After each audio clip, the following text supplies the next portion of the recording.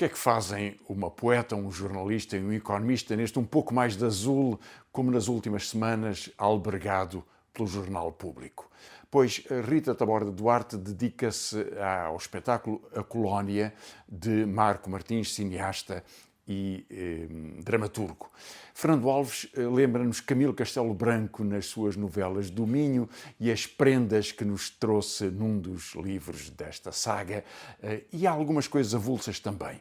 E eu dedicar-me-ei ao medo do final deste ano 2024, o medo na tragédia da Síria, na desgraça da guerra do Médio Oriente e de outras guerras, e o medo da imigração em Portugal.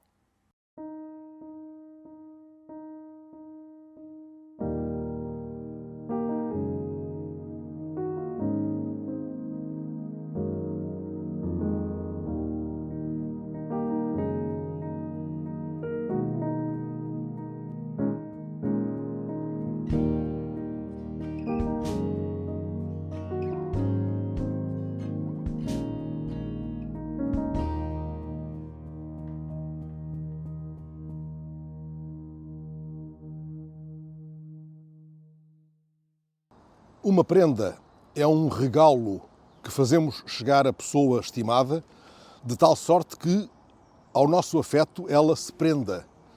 Pessoa prendada será, de certo, alguém bafejado pela sorte ou por generosidade de outrem.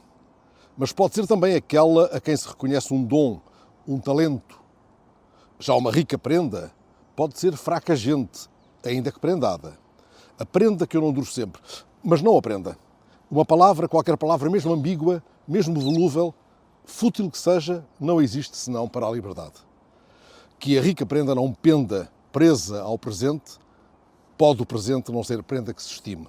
Adiante, vamos ao passado. Desembrulho e folheio, aqui neste jardim, uma prenda com mais de 100 anos.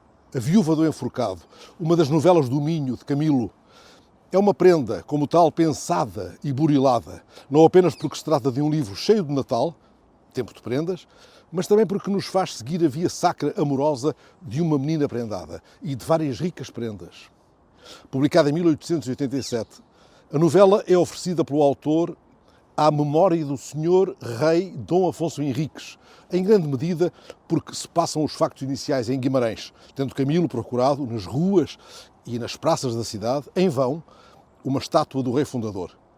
A cidade opulenta, que tem ouro em barda e abriu 2 bancos, como os pletóricos que se dão 2 sangrias, não teve até hoje, escreve Camilo, um pedaço de granito que pusesse com feitio de rei sobre um pedestal.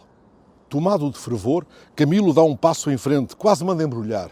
Se eu fosse rico, ou sequer pedreiro, quem fazia o monumento de Afonso era eu. Sorte nossa, Camilo não ter sido prendado nem com a riqueza, nem com a arte da pedra. Mas parece que o novelista estava a adivinhá-las. É isto escrito com os devidos laçarotes, apenas 10 anos antes de verem os vimaranenses, inaugurada por Dom Luís, a escultura do primeiro rei, encomendada a Soares dos Reis.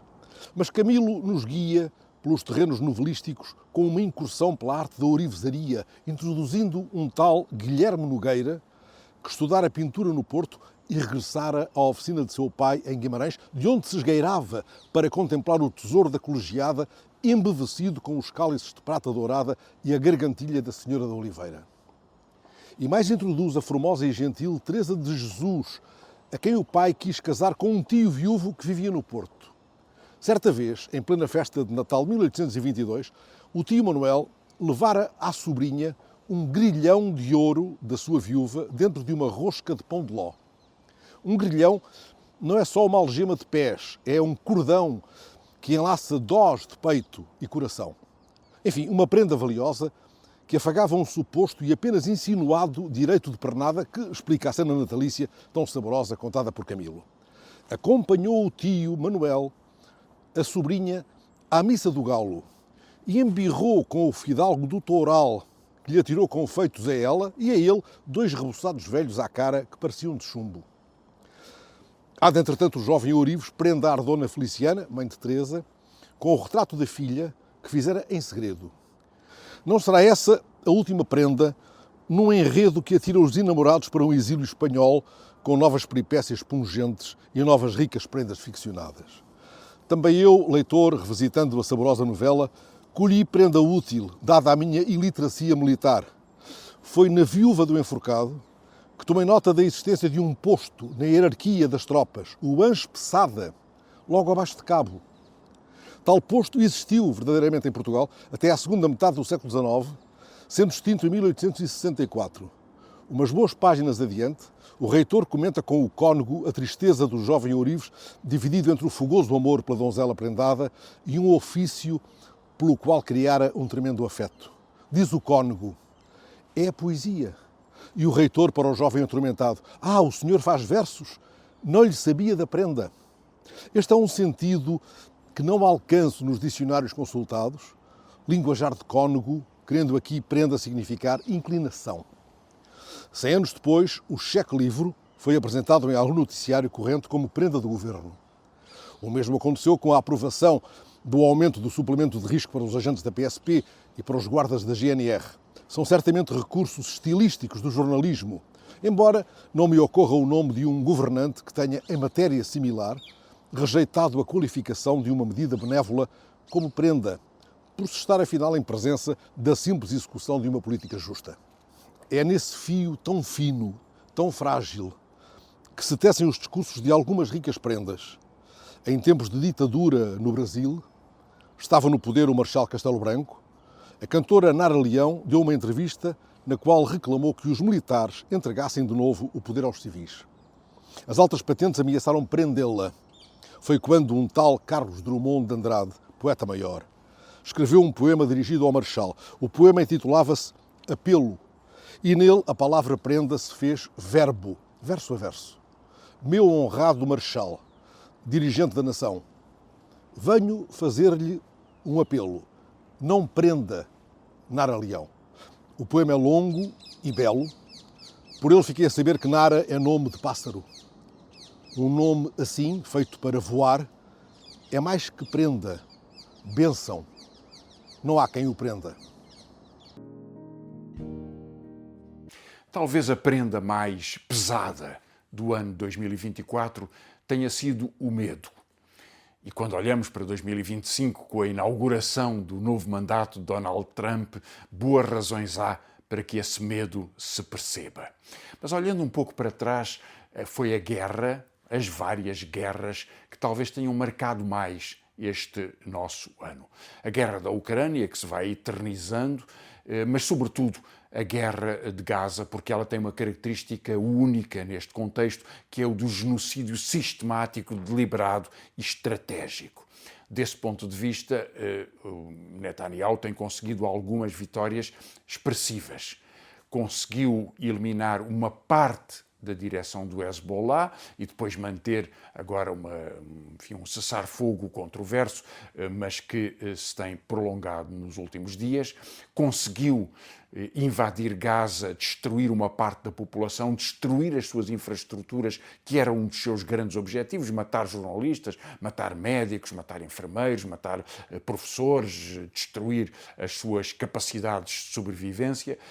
E agora conseguiu também uma vitória no contexto do desabar do regime de Assad na Síria e ocupou uma parte do terreno a partir dos Montes Golã, que já tinha dominado numa guerra anterior. Portanto, algumas vitórias para Netanyahu.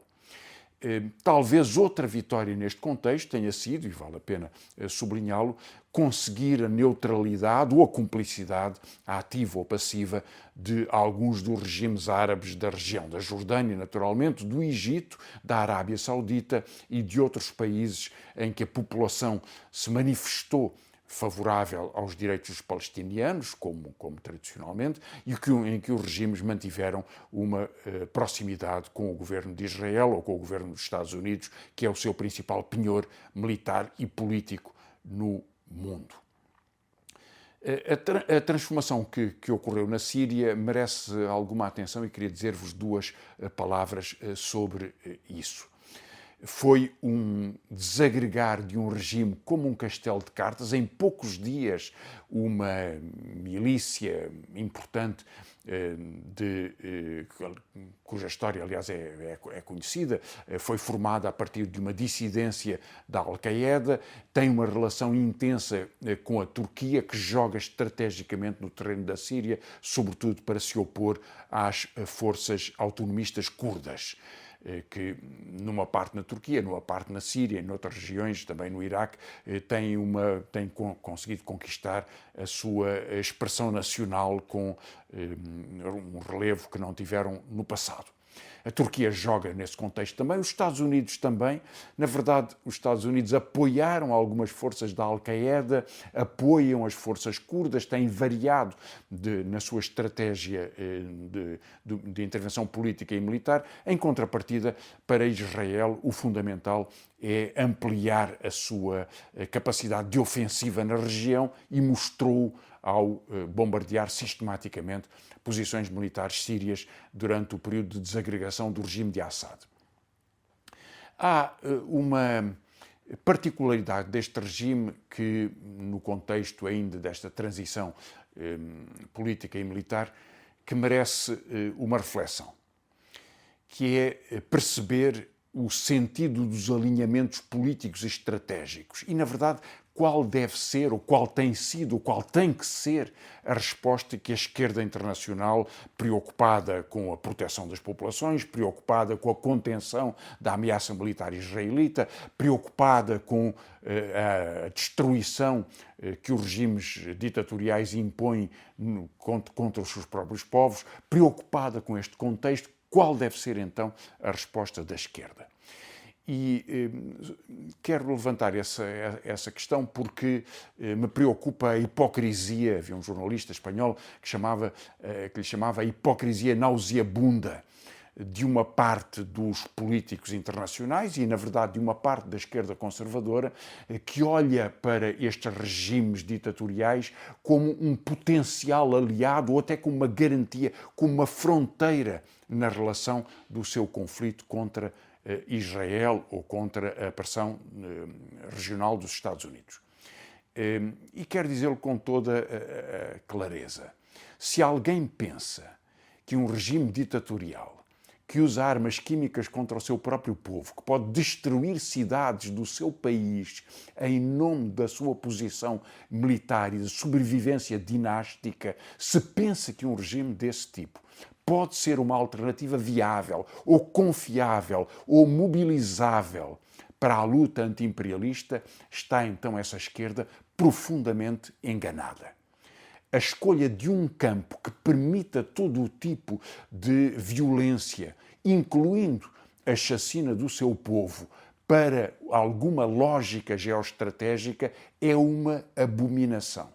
Só a libertação, só o direito popular, só a democracia, só a capacidade de escolha soberana de um povo pode representar uma alternativa contra todas as ameaças guerreiras que sobre elas caem e que, nomeadamente, têm sido inscritas em rios de sangue pelas presenças coloniais e pelas presenças imperialistas, nomeadamente no Médio Oriente.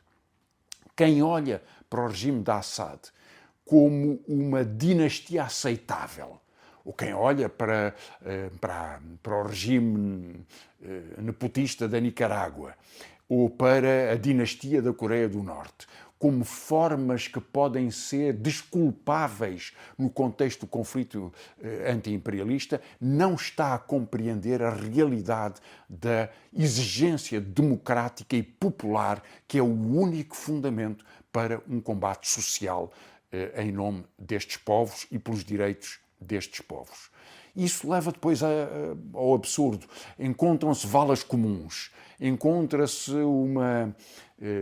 um parque automóvel de 60 automóveis de topo de gama, encontram-se palácios recheados a ouro, e será isso só uma patologia, uma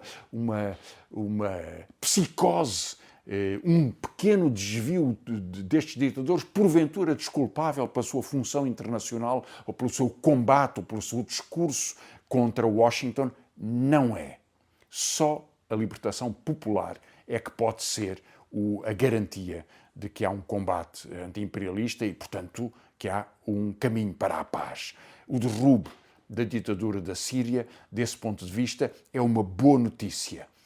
A garantia de que não é imposto um Estado teocrático que prolongue de outra forma a opressão do seu povo é aquilo que está à nossa frente, mas é a partir da queda de Assad que é possível disputar a democracia na Síria ou no Médio Oriente. O segundo elemento de medo, a segunda prenda de medo que nos tem sido dada agora em Portugal é o discurso de Montenegro sobre a imigração. E, na verdade, ouviu-o de duas formas. Ouviu-o primeiro a propósito daquelas 6 semanas de presença policial intensa nas ruas para demonstrar que a segurança se protege e que não estamos à sombra da bananeira, dizia Montenegro, e voltou a ouvi-lo a propósito da participação de imigrantes que vão bater às portas dos hospitais e fazer turismo de saúde. Nos dois elementos é o medo e é o medo da imigração que Montenegro utiliza como argumento político. A razão pelo qual o faz é totalmente óbvia.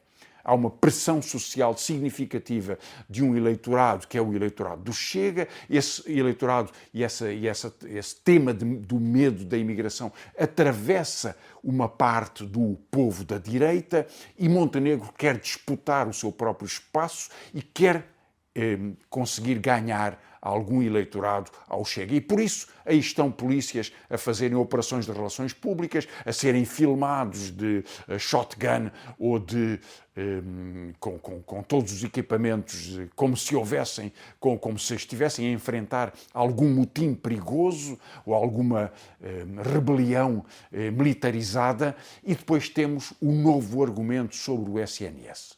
Nos dois casos, trata-se de profundas violações sobre direitos democráticos e, na verdade, de uma desvalorização da própria democracia. Não há em Portugal um agravamento da criminalidade, pelo contrário, houve uma ligeira redução da taxa de criminalidade e, em particular, nos últimos 4 anos, quando houve um grande fluxo de imigrantes, não há nenhuma ameaça significativa à segurança, a percepção da tranquilidade da vida na rua é a mesma dos últimos anos. Há, porventura, alimentado, aliás, pelo discurso xenófobo e por este tipo de representações por parte do governo, um temor mais generalizado que não tem nenhuma correspondência nem com a realidade, nem com os níveis de criminalidade, nem com a forma como as pessoas vivem. É, portanto, um argumento político. É uma demagogia, é uma mentira. E é uma mentira que provoca vítimas, que provoca o aumento do racismo, que provoca o aumento das ameaças, que provoca a desintegração social e a dificuldade da vida em comum nas nossas cidades e no nosso país. Muito expressivo disso é o discurso sobre o Serviço Nacional de Saúde. Que os imigrantes possam abusar desse serviço é grotesco, não tem nenhuma correspondência com nenhuma informação. Não há nenhum dado que permita dizer que há um turismo de saúde que seja expressivo e se há muitas pessoas que chegaram a Portugal onde trabalham na agricultura, trabalham na restauração, trabalham em funções que, em geral, até correspondem a salários baixos e não são pretendidos por aqueles que já vivem em Portugal ou que aqui nasceram de há muitos anos a esta parte e, portanto, essa imigração chega aos hospitais exatamente como qualquer um dos outros de nós que vivemos neste país. E pretender retirar direitos aos imigrantes pelo facto de terem chegado há pouco tempo a Portugal no acesso à saúde é absurdo. É absurdo reduzir o quê? A vacinação das crianças, o tratamento das grávidas, o tratamento de quem tem doenças infectocontagiosas, o tratamento de uma fratura, o tratamento de uma doença oncológica. O que é que se quer reduzir ou retirar àquelas pessoas especificamente no acesso ao Serviço Nacional de Saúde? Não se pode, não se deve e não é sequer aceitável. O que é extraordinário é que Montenegro queira fazer um discurso a partir da desgraça das pessoas ou da ameaça sobre estas pessoas. E esse discurso é de uma hipocrisia monumental. eu tenho sublinhado por várias vezes, e quero voltar a insistir aqui, é a polaridade, os dois critérios que são utilizados no contexto do tratamento de quem chega a Portugal. Porque para a massa dos imigrantes que vêm aqui trabalhar, há agora esta nova ameaça sobre o corte no acesso ao serviço de saúde. Mas, ao mesmo tempo, este governo, como aliás antes o governo do Partido Socialista, inventa formas mirabolantes para tentar trazer para Portugal alguém que tenha o privilégio do dinheiro. E aí é um imigrante pretendido. Há pouco tempo o Jornal Expresso revelava que há 50 das pessoas, das várias dezenas de milhares de pessoas que estão classificados como residentes não habituais para terem uma vantagem fiscal, só pagam 10% de IRS, e há 50 dessas pessoas que recebem em média um benefício de 5 milhões de euros. 5 milhões de euros cada uma. 260 milhões de euros, na verdade, no total destas 50 pessoas. E veja bem, este governo fez um fuzué porque o Parlamento impôs, por maioria, na discussão orçamental, um pequeno aumento de alguns euros para muitos pensionistas e a despesa totaliza 265 milhões de euros. Mas foi uma crise política, não podia ser, era inaceitável, era retirar o programa do governo, era perturbar a governação, era alterar a ordem do país, 265 milhões. Ao mesmo tempo, só 50 pessoas, não é 1 milhão de pensionistas, só 50 pessoas puderam beneficiar quase o mesmo montante, 260 milhões de euros. E esta dupla regra é o que mantém na obscuridade do sistema fiscal e na injustiça da política económica uma dupla linguagem. Uns podem e os outros não são aceitos.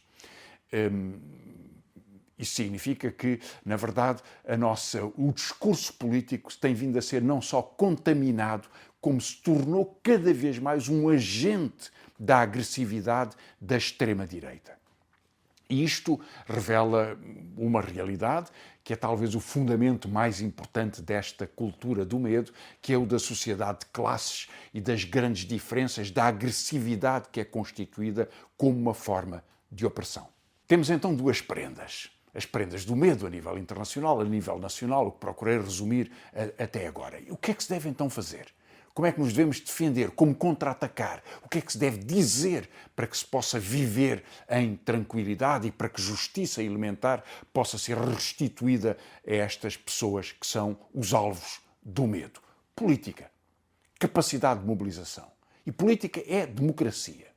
E queria, por isso, referir um dos aspectos, outro dia falarei de outro, mas um dos aspectos dessa contra-ofensiva contra o medo, que é a expressão da possibilidade, da obrigação de vencer as eleições autárquicas com uma política de abertura e de democracia. Os sinais a esse respeito não são bons. Estamos a pouco menos de um ano das eleições autárquicas, a exigência cresce e os sinais dos partidos são contraditórios.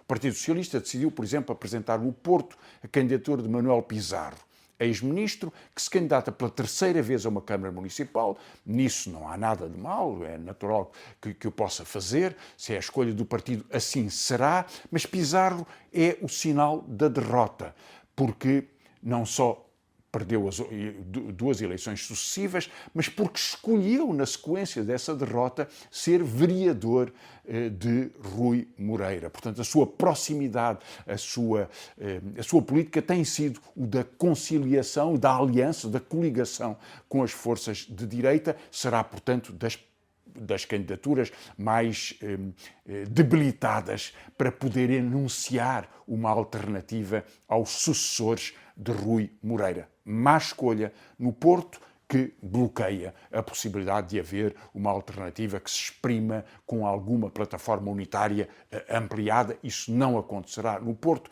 depois da decisão do Partido Socialista. Mais complicada ainda é a situação da Câmara de Lisboa. A Câmara de Lisboa é decisiva porquê? porque é a maior do país, uma das maiores do país. Hoje em dia há outros municípios que têm praticamente o mesmo nível da população, é a capital do país em todo o caso, é mais simbólico do ponto de vista político do que qualquer outra das eleições que se disputa. Em segundo lugar, é decisiva e é difícil. Sim, é difícil. Porque a direita tem ganho terreno social através do desastre das políticas de habitação, que excluem da cidade uma parte importante da população mais pobre ou da população trabalhadora e que poderia e que tem vindo a votar à esquerda. Lisboa tem-se tornado, por via desta apartheid social, que é uma mecânica destruidora da nossa comunidade, tem-se tornado uma cidade mais à direita, mais próxima dos eleitorados de direita. No entanto, isso não dá a vitória inevitável a Carlos Moedas ou a aliança que ele possa fazer com a Iniciativa Liberal, porque continua a ser possível uma vitória da esquerda, das esquerdas, desde que houvesse duas condições: candidatura mobilizadora, com trabalho preparado e um programa que responda às necessidades das pessoas, que possa permitir reconhecerem, sim, isto vale a pena, isto garante que a cidade começa a tratar dos seus, da sua gente, na habitação, na mobilidade, nos transportes, no combate às alterações climáticas, na alteração da política social e cultural dentro do nosso espaço comum. A experiência é categórica a este respeito. Os dois casos mais importantes em que houve uma vitória, uma derrota da direita, foi o caso de Jorge Sampaio, o mais importante de todos, porque, sendo secretário-geral do Partido Socialista, arriscou tudo para ganhar as eleições, candidatou-se, pôs tudo em cima da mesa e, com isso, constituiu uma frente ampla das esquerdas portuguesas, como nunca tinha existido, e venceu. Na verdade, conseguiu essa coligação, mas preparou-a também. Juntou urbanistas, juntou geógrafos, juntou professores, juntou jovens, juntou homens e mulheres que olhassem para a cidade de ângulos diferentes e que pudessem perceber como se podia fazer uma capital dinâmica e uma cidade inclusiva. Isso foi o contributo da ousadia de Jorge Sampaio. Derrotou a direita. E António Costa derrotou também. Era, na altura, a segunda figura mais importante do Partido Socialista, saiu do governo, decidiu candidatar-se à Câmara, venceu. E reparem, Jorge Sampaio saiu da Câmara de Lisboa para ser Presidente da República, para se candidatar e ganhar, e António Costa saiu da Câmara de Lisboa para se candidatar e ganhar a eleição parlamentar e, portanto, ser Primeiro-Ministro. Arriscaram e ganharam. Que o Partido Socialista mantenha um silêncio absoluto ou esteja a ponderar candidaturas que são derrotadas, porque são figuras que exprimem a falta de empenho, a falta de ousadia e que não arriscam nada, portanto, que são meras representações presenciais, é já um mau sinal. Creio que é também um sinal de dificuldade neste contexto que o PCP tenha decidido não participar em nenhum esforço para uma aproximação que represente uma coligação vitoriosa. Estamos muito longe de saber se isso é possível. Nem há programa, nem há candidaturas, nem há reuniões, nem há encontros, nem há discussões, nem há aproximações que permitam sugerir que se avance nesse sentido, apesar de haver um clamor suficiente da parte dos eleitorados de esquerda em Lisboa. Todos sabemos, entendamos-nos bem, que se não houver essa coligação, Carlos Moedas ganha. Se não houver uma coligação com um programa para vencer, então a direita continua a reforçar a sua presença. E, portanto, os passos que têm que ser dados nesse sentido têm que avançar com essas respostas programáticas, políticas, de candidatura, que possam ser mobilizadoras. A razão que o Partido Comunista Português evocou para a não participação nesse esforço, como digo, não há nada que garanta que ele possa vir a resultar. Mas não o fazer é a garantia de que nem sequer começa. E, portanto, há uma responsabilidade política da parte das forças da esquerda, saber se podem ou não entender sobre um programa que responda à cidade ou se o querem fazer com convicção. Não o querer fazer é estranho. O argumento, aliás, é que o Partido Socialista em Lisboa tem sido muito próximo da direita, por exemplo, abstém-se nos seus orçamentos. O que é verdade. O que é verdade. Mas quem se lembra da história sabe que o próprio PCP teve na sua política autárquica decisões muito circunstanciais. Por exemplo, fez um acordo com Rui Rio, presidente da Câmara do Porto, e mais tarde presidente do PSD. E, portanto, esse tipo de aproximações foram escolhidas por circunstâncias ou por decisões táticas aproximativas em cada caso. Não há nenhuma razão para que não haja um combate por uma frente de esquerda vencedora em Lisboa, desde que seja possível ter um programa satisfatório que rompa com a continuidade autárquica nesta cidade. E talvez por isso a preparação das eleições autárquicas, porventura também das presidenciais, logo falarei disso num outro episódio deste podcast, mas a preparação das eleições autárquicas é simultaneamente muito difícil, porque há naturalmente a vontade dos partidos de marcarem o seu próprio terreno, de constituírem os seus próprios eleitorados, a sua própria capacidade de expressão política, o que é totalmente compreensível e natural, mas ao mesmo tempo pede-se-lhes também que sejam vencedores e que façam destas eleições autárquicas uma vitória contra os medos, uma vitória da cidade inclusiva, uma vitória da cidade aberta, uma vitória da cidade democrática, uma vitória da cidade popular, uma vitória que possa mostrar que à esquerda há vontade de combate contra a direita e não há uma resignação do medo. É Natal. Portanto, como avisa António Gedeão, será dia de ser bom, dia de passar a mão pelo rosto das crianças, de falar e de ouvir com mavioso tom, de abraçar toda a gente e de oferecer lembranças. É dia de pensar nos outros, coitadinhos, nos que padecem, de lhes darmos coragem para poderem continuar a aceitar a sua miséria. Quisemos então ser literais nisto de ser bons e trazer-vos uma prenda para este novo episódio de Um Pouco Mais de Azul. Prenda é, portanto, a palavra que hoje vamos desembrulhar para rimar com esta quadra cintilando de natalismo. Nestes tempos que correm, à velocidade de quem voa, mais se adequa, na verdade, a palavra prenda do que presente. Presente e prenda são sinónimos que mal se distinguem no uso, mas acontece que um sinónimo nunca se tem igual ao seu sinónimo. Nas línguas não existem géneros idênticos e a linguagem finta-se a si mesma numa metamorfose escorregando por significados dúbios e arteiros. Para cada campo, afinal, há sempre um contracampo. Neste tanto faz como fazia do palrar cotidiano, dá-se uso diferente a uma ou outra palavra. Prenda ou presente é consoante só para o vento ou para o lado em que bate a maré. Mas as palavras, e com as pessoas é igual, as palavras trazem o passado às costas, assim como sentidos dissimulados que se entranham nos intervalos das sílabas. Presente chega-nos do latim praesens, praesentis, e traz no som o sentido deste tempo breve que se entala entre o passado e o futuro. Bem se percebe, portanto, o significado metamórfico e escorregadio.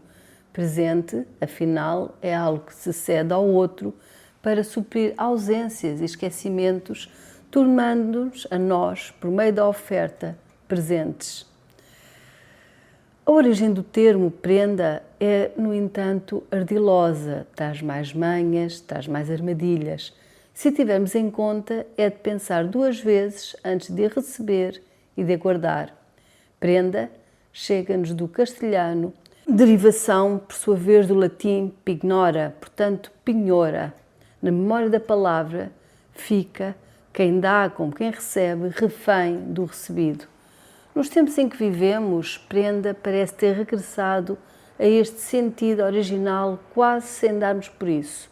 E o Natal é a época do ano em que todos, quase sem exceção, nos tornamos reféns do consumo.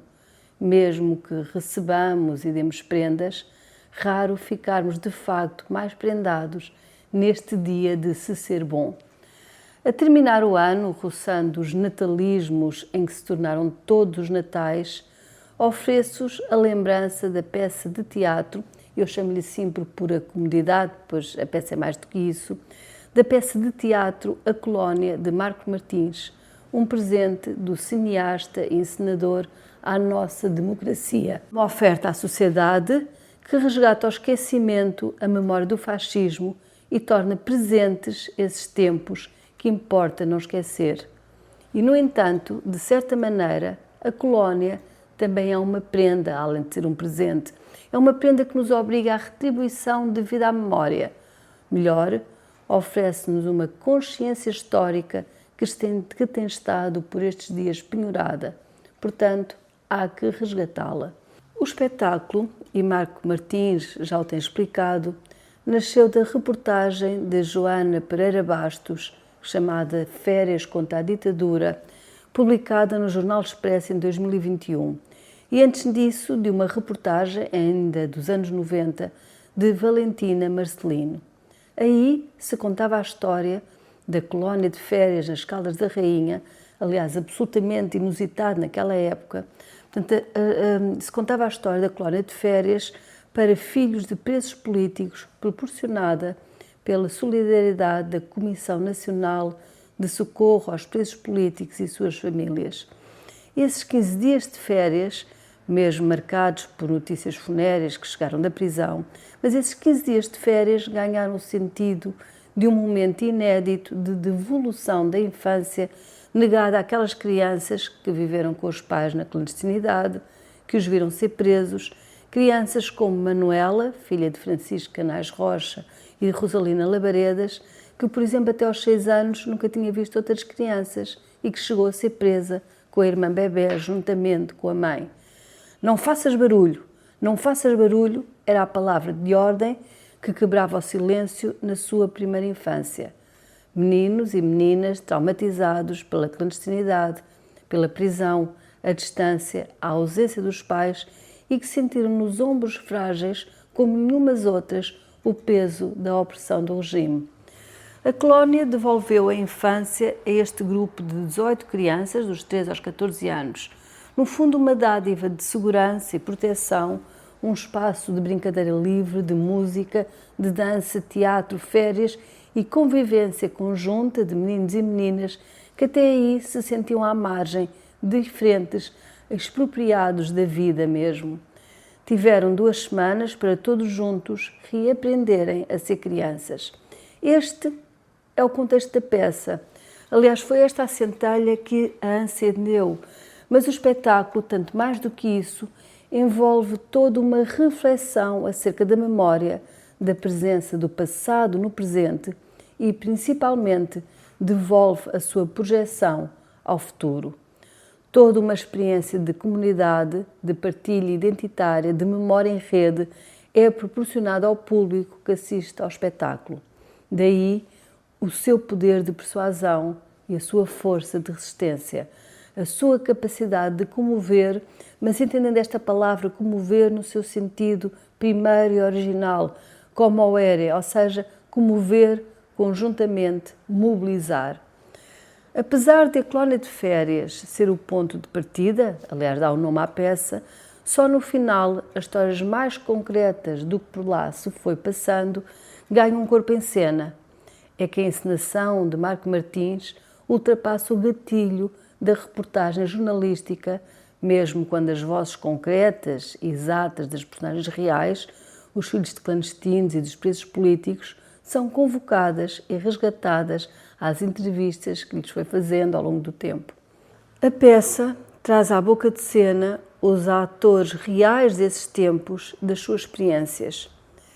Contracenam, testemunhando em palco, Conceição Matos e Domingos Abrantes, Manuela Canais Rocha, professora de Geografia e filha de Francisco Canais Rocha e Rosalina Labaredas, cujos nomes verdadeiros Manuela só irá conhecer depois de abril, e também Rita Veloso, linguista, filha de Ângelo Veloso, mas também Olga Sequeira Santos, Valentina Marcelino, Humberto Cadeias e Conceição Lopes, ex-monitora da colónia.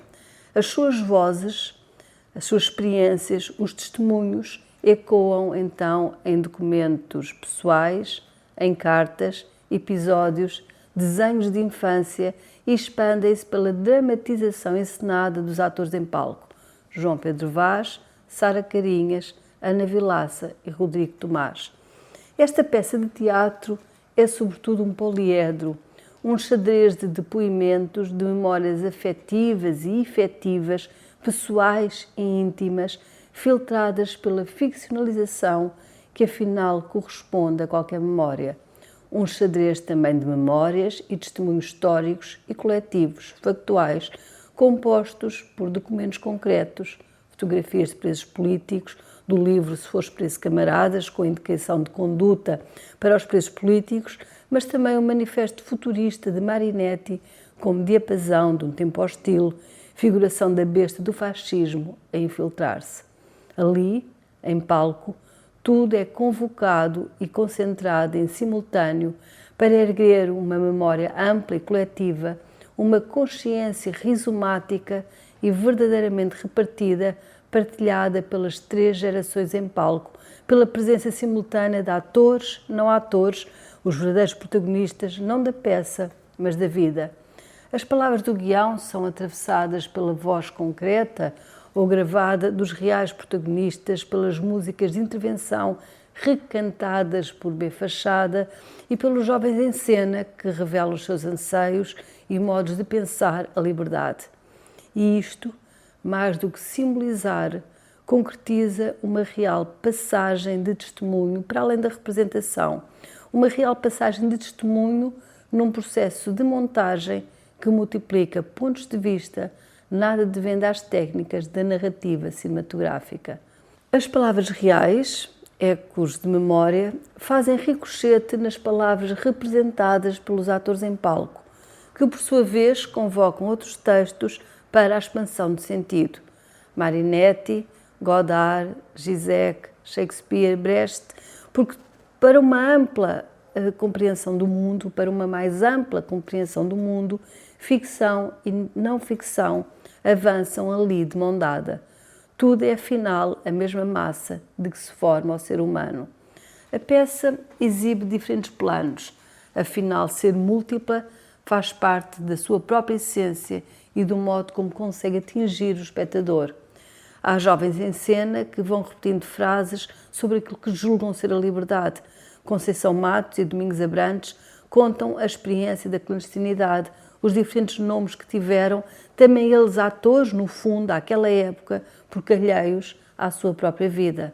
Os atores em palco fazem ecoar as narrativas recolhidas de cada um dos intervenientes na colónia em 1972, exibindo o esbatimento de fronteiras entre quem representa e quem é representado, entre atores e não atores, como se nos incluísse também a nós, público, espectadores, todo um povo, diria, na memória feita pelas experiências de cada qual, criando a consistência de um país que se molda, não permitindo que a história se torne algo abstrato, vago, inconsistente, laço. Mais do que teatro documental, bem diferente até da herança do cinema verité, aquilo que se assiste na peça é uma passagem de testemunho, mais até do que uma simples partilha. Aliás, esta palavra partilha já está demasiado gasta pelas redes sociais. Portanto, mais do que uma simples partilha, trata-se de uma passagem de testemunho. Há uma frase alarme que ressoa ao longo de todo o texto. Primeiro, através do eco da voz de Manuela, por intermédio da atriz que lhe empresta a fala. Depois, pela sua própria voz. No final, a mesma frase repete-se na voz de cada um, de cada qual que representa na peça, como na vida, tanto como no palco, como no mundo. Eu confio em ti para contares a minha história. É esta a frase repetida. Confio em ti para contares a minha história. Assim começa a peça, assim ela termina, com vozes que se erguem ao alto. E estas vozes que se multiplicam em cena e fora dela é o presente oferta e o presente atualidade que Marco Martins, com todo este elenco, oferece ao país, antes ainda que esmoreça o ano. Obrigada e um bom Natal. Um pouco mais de azul pode ser ouvido através da página do Jornal Público, mas também em todas as plataformas de podcast. Se nos quiser continuar a seguir, aqui estaremos com todo o gosto.